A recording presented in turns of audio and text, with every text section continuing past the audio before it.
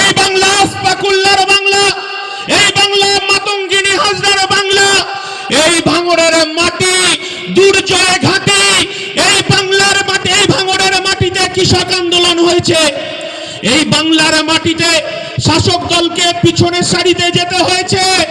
আমরা বলতে চাইছি, যারা খুনের রাজনীতি করতে চাইছেন 5 টাকার কলমের জোরে, আমরা বলতে চাইছি উন্নয়ন রাস্তায় দাঁড়িয়ে থাকবে।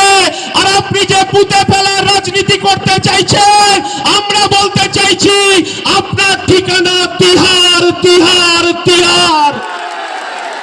সবাইকে আমার সংগ্রামী অভিনন্দন জানিয়ে এই বাংলার প্রতিবাদের কণ্ঠ 2026-এ কয়েক লক্ষ ভোটে এখান থেকে জিতবে, আর বাংলায় সেনাপতিত্ব করবে।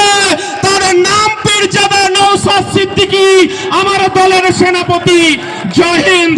ইনকলাব জিন্দাবাদ, ইন্ডিয়ান সেকুলার ফ্রন্ট জিন্দাবাদ, স্টুডেন্ট ফ্রন্ট জিন্দাবাদ।